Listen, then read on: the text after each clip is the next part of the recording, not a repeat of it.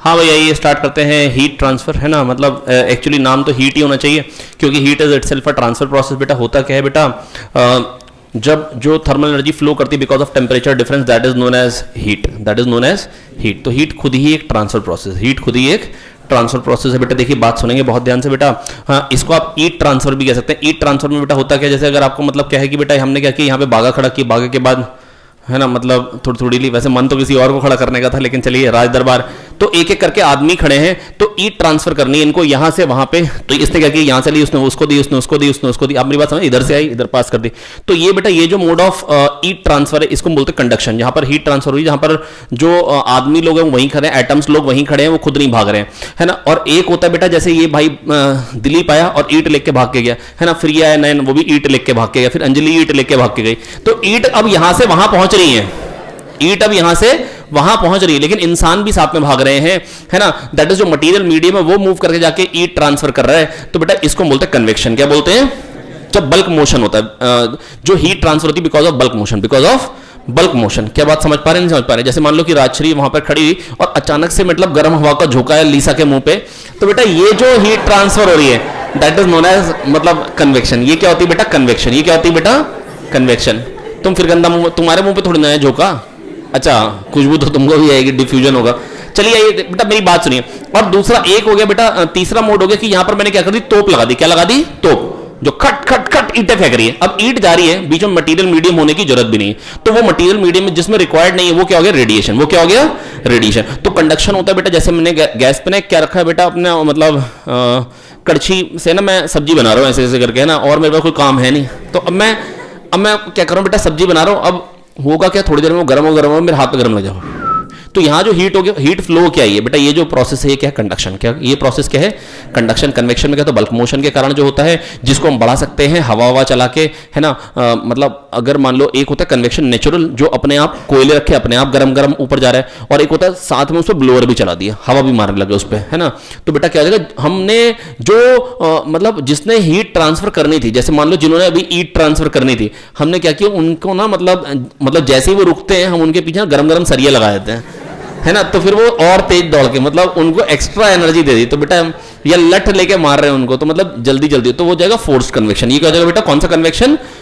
तो बेटा heat transfer बेटा, कंडक्शन समझ में आ गया, बिल्कुल आ गया। कन्वेक्शन आ गया, बिल्कुल आ गया। रेडिएशन भी पता लग गया होता क्या।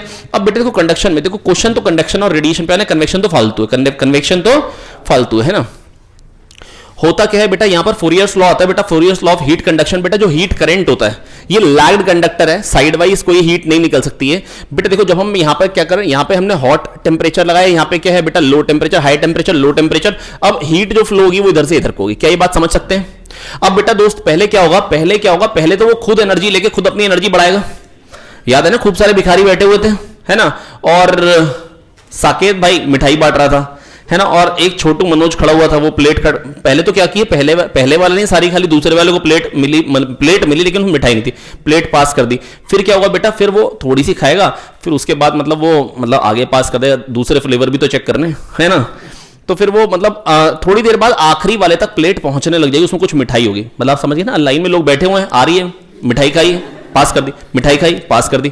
तो बेटा एक टाइम आएगा जब जितनी मिठाई आएगी उतनी निकल जाएगी, क्योंकि जो लोग बैठे थे उनके पेट भर गए, जेबें भर गई हैं, जितनी भी थी उनके पास कहीं पर भी, है ना। अब बेटा मेरी बात सुनिए बहुत ध्यान से। अब जेबें सारी भर चुकी हैं, जेबें सारी भर चुकी हैं, तो अब बेटा इस कंडीशन में क्या होगा, आयुषी बेटा खड़े जाओ। अब इस कंडीशन में क्या होगा, जितनी मिठाई आएगी उतनी निकल जाएगी, दैट इज जितनी थर्मल एनर्जी आएगी उतनी निकल जाएगी। इसको बोलते हैं स्टेडी स्टेट। क्या बोलते हैं, और स्टडी स्टेट में जो हीट करंट होगा बेटा, जितना टेम्परेचर डिफरेंस ज्यादा होगा उतना हीट करंट ज्यादा होगा, उतनी थर्मल एनर्जी का फ्लो जो होगा वो ज्यादा होगा, उतना थर्मल एनर्जी का फ्लो क्या होगा, ज्यादा होगा। आज पहली बार भाई मुक्की इतना बढ़िया स्माइल कर रहे हैं। चलिए हाँ, अच्छा ठीक है। हाँ योगेश बेटा, अब क्या हुआ कि जो हीट ट्रांसफर का जो बेटा फ्लो रेट होगा बेटा, आप समझ सकते हैं टेम्परेचर डिफरेंस जितना ज्यादा होगा, जितना एक इधर टेम्परेचर ज्यादा उतना वाइब्रेशन ज्यादा होगा, और वो जोर जोर से टकराएगा, और बेटा हीट जल्दी से ट्रांसफर होगी, ज्यादा ट्रांसफर होगी। तो heat current is proportional to area, जितना एरिया ज्यादा होगा उतने ज्यादा मॉलिक्यूल्स टकराएंगे, जितना टेम्परेचर डिफरेंस ज्यादा होगा उतना ज्यादा होगा, जितना लेंथ ज्यादा होगी, जितना अगर इंसुलेशन ज्यादा होगी। अगर मैंने अभी पहना क्या है, मैंने पहना है अभी ये पतला सा कपड़ा, ठंड आ जाएगी तो मैं क्या पहनूंगा, मोटे कपड़े पहनूंगा, है ना। तो क्या होगा, हीट फ्लो जो होगा बेटा बॉडी से कम होगा, है ना। मतलब जितना मैं इंसुलेशन की थिकनेस बढ़ाता चला जाऊंगा, है ना, उतना क्या होगा, हीट फ्लो का क्या, हीट जो फ्लो होगी वो क्या होगी, कम होगी। तो के ए डेल्टा टी बाई एल, तो एच क्या आ जाएगा, के ए डेल्टा टी बाई एल, के ए डेल्टा टी बाई एल, के ए डेल्टा टी बाई एल, के ए डेल्टा टी बाई एल। आई होता है वी बाई आर, तो हीट करंट को बोल सकते हैं temperature difference upon thermal resistance. Thermal resistance होता है 1 by K L by A, 1 by K L by A, 1 by K L by A. V equal to I है, delta T equal to H R, V equal to I है, delta T equal to H R. हाँ दोस्त, आरती लूथरा, आरती बेटा यहां पर क्या है, ये खूब सारे थर्मल रेजिस्टर्स हैं, R1 R2 R3 है ना। और बेटा यहां पर बेटा ये कैसे निकालेंगे, रेजिस्टेंस कैसे निकालेंगे, 1 by K L by A, 1 by K L by A, 1 by K L by A, 1 by K L by A. Very good. अब यहां का टेम्परेचर क्या है दोस्त, टी, यहां का टेम्परेचर क्या है, टी। अब दोस्तों मेरी बात सुनेंगे बहुत ध्यान से, हेलो खड़ी जाओ डोलमा, वापस बैठ जाओ, दोनों बैठ जाओ। हाँ अब बेटा यहां पर बेटा सबसे पहले था KCL, Kirchhoff's current law, I equal to I one plus I two. क्या बात याद आ गई, I one equal to I two plus I three, और जिसकी फॉर्म क्या बन जाती है, T minus T one by R one plus T minus T two by R two plus T minus T three by R three equal to zero. क्या ये बात Pradeep sir ने पहले आपको बता रखी है ना, क्या ये समझ में आ गई है, T minus T one by R one plus T minus T two by R two plus T minus T three by R three equal to zero. कराऊं क्वेश्चन या मतलब इस पे क्वेश्चन कराऊं या हो जाएगा यार। रेजिस्टेंस कैसे लिखोगे, 1 बाय के एल बाय, रेजिस्टेंस कैसे लिखोगे 1 बाय के एल बाय, क्या दो आगे बेटा, ज्यादातर पता क्या होगा, ऐसे एक रॉड होगी, दूसरी रॉड होगी, तीसरी रॉड होगी, कहते इसका के है, एल है, 2k है, 2l है, 3k है, 3l है ना। तो बेटा इसका रेजिस्टेंस क्या हो जाएगा, 1 बाय के एल बाय ओ, सबका बराबर हो गया रेजिस्टेंस, क्या हो गया, तो फिर क्या फर्क पड़ता है। अब इसका रेजिस्टेंस भी आ रहा है, इसका भी आ रहा है, इसका भी आ रहा है ना। ये लैग्ड कंडक्टर्स है, यहां पर टेम्परेचर है 100, यहां है 0, बताओ यहां पे टेम्परेचर कितना होगा, बताओ शाबाश, टी कितना होगा, वेरी गुड। तो 100 minus 0 bye 3r, 100 minus 0 bye 3r, ये हो गया हीट करंट, और t minus 0 by 2r, t upon 2r, अरे कह दो आगे r कटेगा, तो 200 बाय 3, 66.66666666 mr पॉइंट mr, अरे आ गया नहीं आ गया यार। तो किसी भी पॉइंट का अगर आपको टेम्परेचर निकालना है तो total temperature difference upon total resistance, heat current आया, फिर टी माइनस यहां से यहां तक का अपॉन रेजिस्टेंस, हीट करंट तो वही आएगा, हीट करंट तो वही आएगा। बेटा पहले भी ऐसे क्वेश्चंस करा रखे पक्का करा रखे, एक और कराऊं। अच्छा अगर थर्मल रेजिस्टेंस सीरीज में तो R1 plus R2 plus R3 हो जाता है, पैरेलल में तो 1 by R equivalent equal to 1 by R1 plus 1 by R2 plus 1 by R3 हो जाता है, क्या दो आ गया। अच्छा ये हो गया बेटा, ये चीज हो गई एक। अच्छा इसके बाद कंडक्शन में और कुछ बाकी रह गया, एक तो ग्रोथ ऑफ आइस आ जाएगा।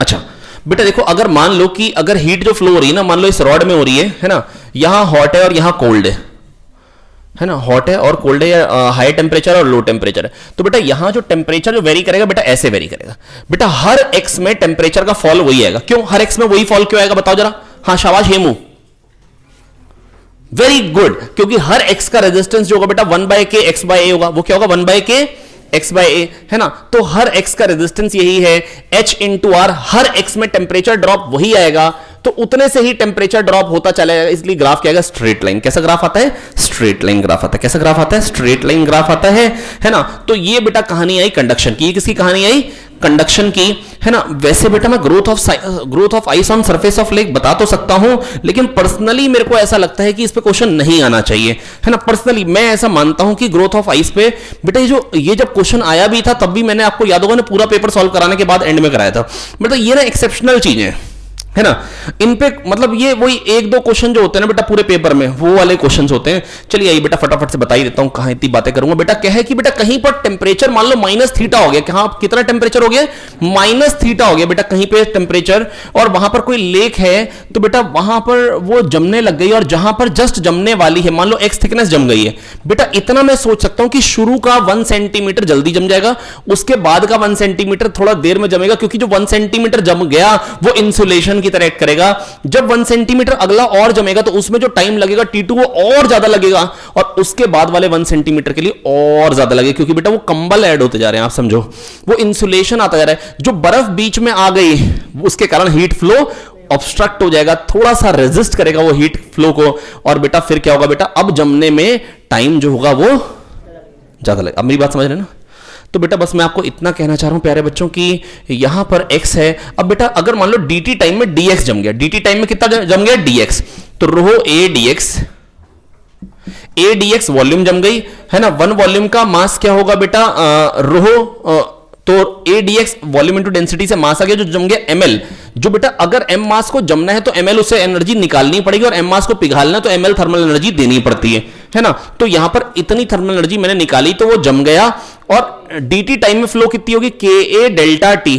बेटा जहां जमने वाला है वहां तो टेम्परेचर जीरो ही होगा। बेटा जमने वाला है ना मेरे दोस्त, अगर 4 होता तो जमने वाला थोड़ी ना होता, 4 वाला तो सबसे नीचे आएगा। जो सबसे ज्यादा डेंसिटी होती है वो 4 डिग्री सेंटीग्रेड पे होती है। वो कहां पे होती है 4 पे। तो जो जमने वाला है वहां पे तो जीरो आएगा, तो ka delta t, delta t क्या हो जाएगा theta, zero minus minus theta, तो ka delta t by x. ये तो एक सेकंड में जो हीट करंट जो फ्लो होता है बेटा, एक सेकंड में जो थर्मल एनर्जी फ्लो होती है, dt टाइम में कितनी फ्लो होगी इंटू dt। खत्म बात। अब ये a तो कट गया, a तो कट गया, k theta by rho L dt x dx। जब टाइम जीरो था तो x जीरो था, जब टाइम t हुआ तो x हुआ, x square by 2 is equals to, इसको भी उधर ले जाओ, X square equal to 2k theta T by rho L, 2k theta T. यहां से x as a function of time आ गया, x as a function of time आ गया है ना। अब इस पे अगर कोई क्वेश्चन अगर आ जाए तो बाई चांस, मेरे को लगता नहीं कि आने वाला है ना, मैंने आपको बता दिया, मैंने अपना धर्म पूरा किया। इसके बाद बेटा अगली बात है ना, मतलब अगर इस तरीके से मैं एक्सेप्शनल बातें हिट करूंगा तो बेटा मैं एक आध चीज और भी छोड़ रहा हूं। जो स्फेरिकल में रेजिस्टेंस होता है, ये इनर रेडियस अगर a है, आउटर रेडियस b है, तो बेटा अगर हीट जो फ्लो हो रही है, अगर मतलब रेडियली बाहर को फ्लो हो रही है, तो बेटा यहां जो थर्मल रेजिस्टेंस आता है कितना आता है 1/4 pi k 1 by a minus 1 by b, 1/4 pi k 1 by a minus 1 by b। अरे हाँ ना तो बोल दो यार। और सिलेंड्रिकल वाले में कितना आता है दोस्त बता दो जरा, 1/2 pi k l ln b by a, 1/2 pi. अगर यहां से यहां को ऐसे हीट करंट फ्लो हो रहा है, अंदर गरम गरम कोई फ्लूइड फ्लो हो रहा है और बाहर को हीट आ रही है ऐसे रेडियली, तो बेटा यहां जो रेजिस्टेंस आता है वो क्या आता है बेटा 1/2 pi k l ln b bye. अब बेटा ये मतलब बड़ी एक्सेप्शनल बात है, कहां ये मतलब इन पे मतलब सवाल मतलब ज्यादातर नीट में तो आते नहीं है। तो 1/2 pi k l ln b by, 1/2 pi k l ln b by 1/4 pi k ln b by, oh sorry 1/4 pi k 1 by a minus 1 by b, 1/4 pi k 1 by a minus 1 by b। अच्छा इसके बाद बेटा अब आखिरी बात पे चलता हूं। आखिरी बात बेटा आपसे के साथ क्या करनी है बेटा, रेडिएशन।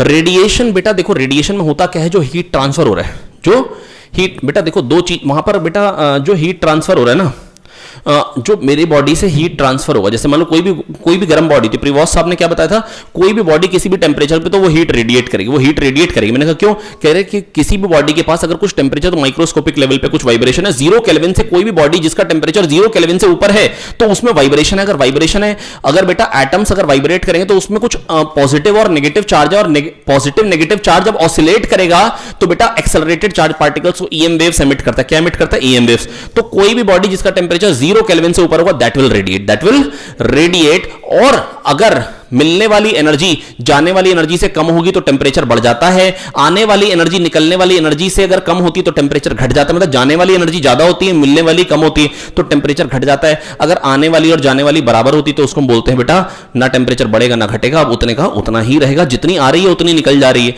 तो इसका मतलब ना टेम्परेचर बढ़ेगा ना टेम्परेचर घटेगा। अब दोस्तों मेरी बात सुनो बहुत ध्यान से, मैं बस बेटा आपको ये बताना चाह रहा हूं बेटा, मेरे को 3 चीजों के बारे में चर्चा करनी है, एक हीट रेडिएटेड, एक हीट एब्जॉर्ब्ड और एक हीट लॉस।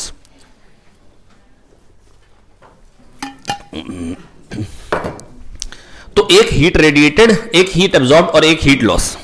थोड़ी भाग यार। तो एक हीट रेडिएटेड बेटा कितनी होती बॉडी से, E सिग्मा A T की पावर 4, E सिग्मा A। और हीट एब्जॉर्ब क्या होती है, E सिग्मा A TS की पावर 4। अगर कोई बॉडी है मेरे पास, बेटा थोड़ा तेज प्लीज प्लीज प्लीज, टाइम बिल्कुल कम बचा यार, है ना। बेटा थोड़ी इस बॉडी का टेम्परेचर T है और सराउंडिंग का टेम्परेचर TS है, तो बेटा मेरे को बताइए जरा हीट रेडिएटेड कितनी होगी, पावर रेडिएटेड कितनी होगी, जरा बोलें फटाफट से। E सिग्मा A T की power 4, E sigma A T की पावर 4, है ना। ये हो गई बेटा पावर रेडिएटेड। और पावर एब्जॉर्ब क्या होती है बेटा, जो एब्जॉर्ब्ड होगी वो E सिग्मा A TS की पावर 4। बेटा मैं मतलब एक्सप्लेन थोड़ा सा कम कर रहा हूं, लेकिन मतलब जो मैं बेसिकली ये बात को एक्सप्लेन करता हूं, E सिग्मा A TS की पावर 4 कहां से है, अब ये सब चीजें बताने का समय नहीं है। तो जो नेट पावर लॉस आएगा, इतनी लूज करी इतनी मिल गई, तो नेट लॉस कितना आया, E सिग्मा A टी की पावर 4 माइनस टी एस की पावर 4। और ये क्या है बेटा? एमिसिविटी। ये क्या है? एमिसिविटी। जो ब्लैक बॉडी के लिए क्या होती है? 1 होती है। एब्जॉर्प्टिविटी भी ब्लैक बॉडी के लिए क्या होती है? 1। एब्जॉर्प्टिविटी होती है 1 में से कितना एब्जॉर्ब कर लिया, 1 में से कितना एब्जॉर्ब कर लिया, that is absorptivity, that is.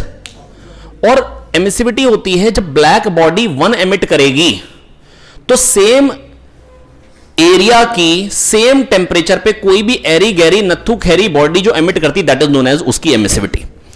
Power emitted by grey body upon power emitted by black body of same area at same temperature is known as emissivity, है ना। तो ई क्या होता है बेटा? 1 होता है ब्लैक बॉडी के लिए, है ना। और एब्जॉर्प्टिविटी और एमिसिविटी बराबर होती है। This is known as Kirchhoff's law. This is known as good absorbers are good emitters. जो ज्यादा एब्जॉर्ब करता है वही ज्यादा एमिट करता है ना। Good absorbers are good emitters. Absorptivity equal to emissivity. Absorptivity equal to emissivity. अरे हाँ ना बोलो यार। अब दोस्तों बेटा मेरी बात सुन लो, ये हो गई बेटा हीट लॉस। जो पावर लॉस आएगा वो कितना आएगा? ई सिग्मा ए टी की पावर 4 माइनस टी एस की पावर 4। ये हो गया बेटा पावर लॉस। ये क्या आएगा? Power loss. अब पावर लॉस होगी तो होगा क्या? उसका टेम्परेचर कम होने लग जाएगा। टेम्परेचर, तो रेट ऑफ कूलिंग कैसे लिखेंगे बेटा? 1 सेकंड में इतनी एनर्जी निकल रही है। अगर मान लो टेम्परेचर था टी आई, dt टाइम बाद टीएफ हो गया, तो टी आई माइनस टीएफ का डिक्रीज आया dt टाइम में। तो 1 सेकंड में जो डिक्रीज आता है ना, that is known as rate of cooling. T I minus TF by dt, this is known as rate of cooling. This is known as rate of cooling. और जिसको मैं बोल सकता हूं minus of TF minus T I by D T minus D T by D T. This is rate of cooling. This is rate of cooling. 1 second में जो temperature घटता है तो एम एस डेल्टा टी के बराबर कर दो। M S minus D T by D T, minus D T by D T यहां से आप निकाल सकते हैं। ये रेट ऑफ कूलिंग है बेटा। जितनी थर्मल एनर्जी निकली एम एस डेल्टा टी से निकालो कितना टेम्परेचर घटा 1 सेकंड में। 1 सेकंड में कितनी एनर्जी निकली? ई सिग्मा ए टी की पावर 4 माइनस टी एस की power 4। M S delta T के बराबर कर दीजिए, वहां से डेल्टा टी आप निकाल लेंगे। और जो 1 सेकंड में बेटा जो हीट लॉस होती है that is known as rate of cooling. 1 second में जो टेम्परेचर ड्रॉप होता है that is known as rate of cooling, है ना। अब बेटा यहां से बेटा आप क्या कर सकते हैं? रेट ऑफ कूलिंग निकाल सकते हैं। रेट ऑफ कूलिंग कितना आ रहा है? Minus D T by D T कितना निकल के आएगा? अगर स्फेरिकल बॉडी है तो power loss is proportional to area that is R square, लेकिन मास होता है वॉल्यूम इनटू डेंसिटी। डेंसिटी में 4/3 पाई आर क्यूब आएगा, तो R square by R cube. तो rate of cooling will be inversely proportional to radius and power loss, heat loss will be proportional to R square. कह दो आगे समझ में। ये दोनों बड़ी ही इंपॉर्टेंट बातें हैं। इसके बाद बेटा जो रेट ऑफ कूलिंग होता है ना बेटा, अगर टेम्परेचर डिफरेंस कम होता है, अगर टेम्परेचर डिफरेंस कम होता है that is proportional to temperature difference. This is known as Newton's law of cooling. Minus D T by D T is K T minus T S. Newton's law of cooling होता है minus D T by D T equal to K T minus T S. जो temperature difference होता है surrounding के साथ साथ बेटा वही रेट ऑफ कूलिंग के rate of cooling is proportional to temperature difference. और टेम्परेचर डिफरेंस किसके साथ है? सराउंडिंग के साथ है। किसके साथ है बेटा? लेकिन फायदा बेटा तभी है कम से कम 15 क्वेश्चन आपको कर लेने चाहिए। जब भी मैं कोई चैप्टर रिवाइज करा रहा हूं, अगर आप नहीं कर रहे हो तो बेटा फिर आप लॉस में, फिर कोई फायदा नहीं होगा। 15 क्वेश्चन आपको करने पड़ेंगे। वो भले आप 10 साल के क्वेश्चंस कर लीजिए 32 ईयर से उठा के, भले आप डीटी सॉल्व कर लीजिए, कुछ भी कर लीजिए, लेकिन 10-15 क्वेश्चन प्लीज करिए सॉल्व, है ना। तो minus D T by D T equal to K T minus T S. और यहां पर इसको इंटीग्रेट करते तो एक्सप्रेशन कहते हैं delta T equal to delta T naught E की पावर माइनस के टी, है ना। ये हो गया टी माइनस टी एस और ये initial temperature difference T not minus T S E की पावर माइनस के टी, है ना। और जो ग्राफ आ जाता है वो इस तरीके का आ जाता है, मतलब जो टेम्परेचर का टाइम के साथ ग्राफ आता है वो ऐसा आता है। तो ये तो हो गया exact relation, delta T equal to delta T naught E की पावर माइनस के टी। पहले जमाने में आ चुका है, फिर से कहूंगा ये भी एक एक्सेप्शनल बात है। इन जनरल तो बेटा एवरेज रेट ऑफ कूलिंग पे क्वेश्चन आता है। एवरेज रेट ऑफ कूलिंग क्या होती है बेटा? थोड़ी सी जरा जल्दी से बताओ। एवरेज रेट ऑफ कूलिंग होता है T1 minus T2 by T. T1 से T2 हो गया टेम्परेचर टी टाइम में, हेलो T1 से T2 हो गया, तो T1 minus T2 by T हो गया average rate of cooling is proportional to average temperature difference. T1 plus T2 by 2 minus TS। आपको कह देंगे 60 से 50 हुआ 10 मिनट में, 50 से 40 हुआ 20 मिनट में, तो सराउंडिंग टेम्परेचर पता। 2 इक्वेशन लिखनी होती है, 2 वेरिएबल होते हैं, बड़े आराम से सॉल्व हो जाता है ना। अब वेरिएबल क्या होते हैं? टीएस और मतलब जो भी चीजें नोन है बेटा 2 वेरिएबल होंगे बेटा, खत्म बात। 2 इक्वेशन दे देंगे और 2 वेरिएबल, बड़े आराम से हम कर पाएंगे। तो rate of average rate of cooling is proportional to average temperature difference. आखिरी बात बेटा होती है वीन्स डिस्प्लेसमेंट लॉ। कौन सा displacement law? Wien's displacement law बताता है ब्लैक बॉडी के लिए जो रेडिएशन आता है ना बेटा, जो स्पेक्ट्रल एमिसिव पावर होती है, स्पेक्ट्रल एमिसिव पावर है ना, जो होती है अलग अलग लेमडा की, अलग अलग होती है, अलग अलग लेमडा पे जो एनर्जी निकल रही है वो अलग अलग है। मैक्सिमम जिसके लिए निकलती है उसको हम बोलते हैं लेमडा एम। और बेटा अगर टेम्परेचर बढ़ाते हैं तो बेटा वो लेमडा एम कम हो जाता है, और बढ़ाएंगे तो वो और कम हो जाएगा, है ना, ग्राफ कभी इंटरसेक्ट नहीं करते आपस में। और लैम्डा एम टी कॉन्स्टेंट होता है, लैम्डा एम टी कॉन्स्टेंट होता है जिसकी वैल्यू थी 0.29 सेंटीमीटर केल्विन। तो बेटा टेम्परेचर बढ़ेगा तो लैम्डा एम कम होगा। और स्पेक्ट्रल एमिसिव पावर का मतलब होता है 1 एरिया से 1 सेकंड में 1 वेवलेंथ रेंज में जो एनर्जी निकलती, that is known as spectral emissive power. Energy radiated by the body through its unit area in unit time through unit wavelength range. Through कोई डेफिनेशन नहीं पूछने वाला, कोई डेफिनेशन। अच्छा, इसका स्पेक्ट्रल एमिसिव पावर के नीचे का जो ग्राफ होता है वो क्या होती है, एमिसिव पावर। वो क्या होती है, मतलब सिग्मा टी की पावर 4। ये ब्लैक बॉडी के लिए तो ई तो 1 हो गया, पावर एमिटेड क्या होती है, ई सिग्मा ए टी की पावर 4, एरिया 1 है, 1 एरिया से जो एनर्जी निकल रही है सिग्मा टी की पावर 4, सिग्मा टी की पावर 4, सिग्मा टी की power 4। Lambda M T constant, अगर टेम्परेचर को डबल किया तो लैम्डा एम हाफ हो जाएगा, और जो एनर्जी रेडिएटेड है, जो पावर रेडिएटेड है वो क्या हो जाएगी बेटा, पावर रेडिएटेड क्या हो जाएगी 16 टाइम्स। क्या हो जाएगी बेटा, क्योंकि बेटा जो पावर रेडिएटेड है that is dependent on T की पावर 4। अगर टेम्परेचर को डबल करोगे तो पावर रेडिएटेड 16 टाइम्स हो जाएगी। अच्छा, अगर बेटा मैंने जैसे मान लो टेम्परेचर ट्रिपल कर दिया, मान लो 100 से 300 कर दिया, 100 डिग्री सेंटीग्रेड से बेटा मैंने कर दिया 300 डिग्री सेंटीग्रेड, तो पावर कितने टाइम्स हो जाएगी, कितने टाइम्स हो जाएगी, 27 या 81 टाइम्स, 81 टाइम्स। ये भी गलत है, मैंने 100 डिग्री सेंटीग्रेड से बेटा मैंने बोला मैंने 300 किया। बेटा आपको पहले केल्विन में कन्वर्ट करना है, किस में कन्वर्ट करना है, केल्विन में कन्वर्ट करना है, और फिर आप बोलेंगे बेटा टी की पावर 4, ऐसे डायरेक्टली नहीं बोलेंगे, है ना, ये गड़बड़ हो जाएगी, ये क्या हो जाएगी, गड़बड़। Thank you.